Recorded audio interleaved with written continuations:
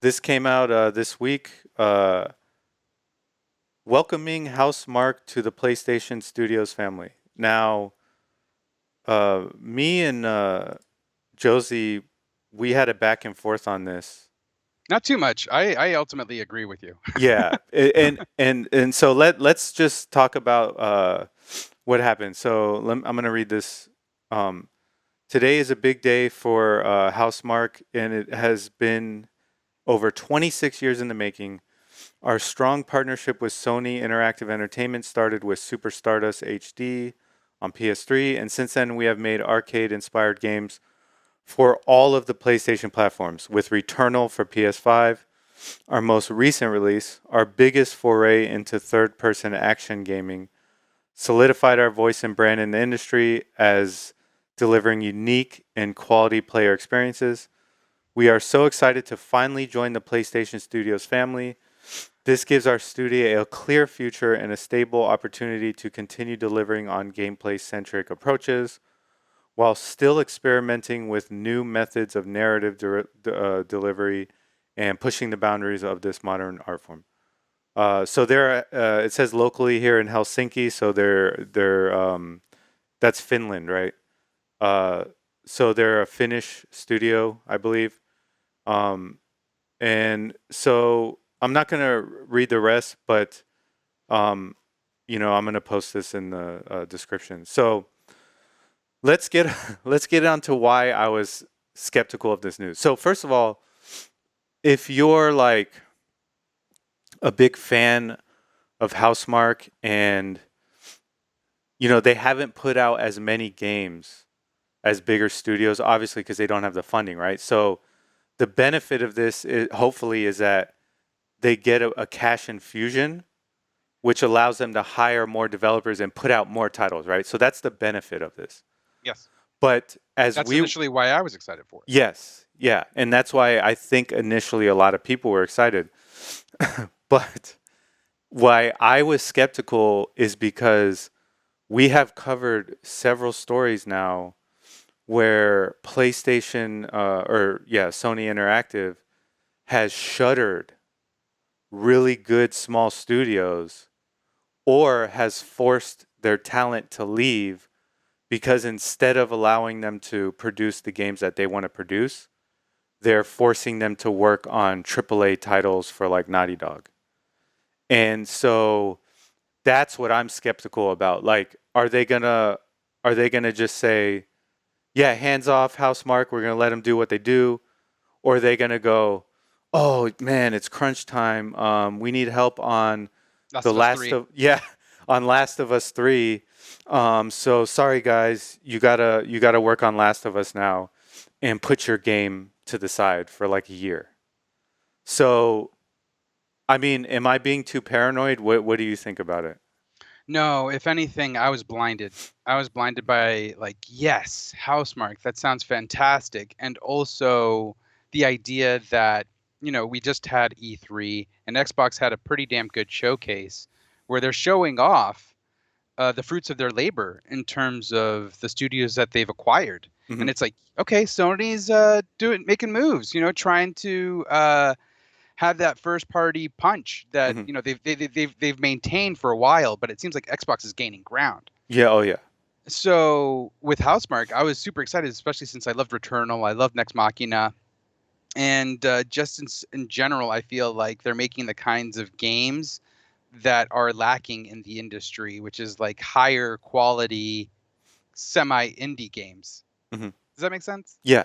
Yeah. So in that regard, I was pretty excited. But then you brought that up, and literally, I was just reminded Japan Studios. Yes. Japan Studios fits in that kind of niche, Yeah. and I adore. Literally, Gravity Rush is one of my favorite games. And you get those kinds of games from these smaller studios, not Hmm. not people that are just focused on AAA titles. Yeah. And there's risk in that. Yeah. And Sony has been risk aversive for a bit, Yeah. and if Yeah. anything, it's getting worse, especially with the kinds of news that we've covered before. So it was bittersweet. I was like, "Yay!" And then you were like, "Hey, bro." remember all this crap, and you're like, oh. Yeah. Yeah, I felt like I was like raining on your parade, but But no, uh, no, no. I mean, I needed it because my parade. yeah. It was. Yeah. Yeah. So, yeah, man, I fully see the why everyone's excited, Yeah. but we should be cautious at the same time because at the end of the day, you know, uh, time and They're time gonna go again, where the money goes. yes, time and time again, we've seen small studio. EA is notorious for this. They just Oof. they just chew up and spit out talented studios constantly, and so I would say like if I could like sit down with someone at Housemarque and tell them, okay, how would you future proof yourself from all the negatives we talked about? I would say do your best to write a philosophy to make a framework for the philosophy of your games. That way, if Sony does put you on a project you don't want to be on, you can always come back and refresh your inspiration, your philosophy. You won't lose it. You know what I mean? Because Yeah. I feel like studios that don't set it in stone, like this is how we make games, kind of like how Miyazaki does with his games. You know what I mean? Like if you notice, Dark Souls 2 was the only one he wasn't working directly on at the time And because it's the outlier. and it's the outlier and I wonder why that is because They're, when they're you like, just do Dark Souls 1 again. You can do it. yeah. So if you were to take the guy who or the main people who were like the inspiration for Returnal, and then you were to put them on like Last of Us, and they're like, screw this, man, this isn't what I want to do, and they leave the studio, then Housemarque goes back to making another game. Well, you just lost the magic. You know what I mean? You just lost the magic. So Well, there's a good you example actually, more recently. And this is unfortunate because it's an example of where games are going in terms mhm. of games as a service. Square Enix, they acquired IDOS or Oh IDOS, yeah. IDOS, however you want to pronounce it. Yeah. And they made some awesome. I love Deus Ex, Human Revolution. Hmm. Mankind Divided wasn't that bad. It got a lot of flack, but I think it was like part one to a greater whole, if you will. Yeah. But Deus Ex is some of my favorite games, and the same team behind it, they were forced to do Marvel's Avengers. And you can tell the lack of care or passion in those games Yeah. as compared to something like Deus Ex, where granted it's not the best looking game, but there's a lot of heart behind it, Yeah. and there's a lot of passion behind what they did, and Hmm. so like it just makes it for a very fun gameplay experience. Yeah. And you're shining a light on what that possible future for Hmm. someone like Housemarque, where they love making these kinds of games like Nex Machina or Returnal, but what if they are forced to do something that Yeah. isn't in their wheelhouse but is ordained by the powers that be? Yeah. And you know, I used to work for a small studio that got destroyed by EA, and at the time we were doing crunch, we were working 60 hours a week, but we liked the game, and that's why we did it. If you don't like the game and you're forced to work like crunch, the love's not going to be there. You know what I mean? Like if you're working that amount of hours, you need to like what you're doing. Yeah. You need to like what you're working on. So yeah, I Ooh, mean, ooh, yeah.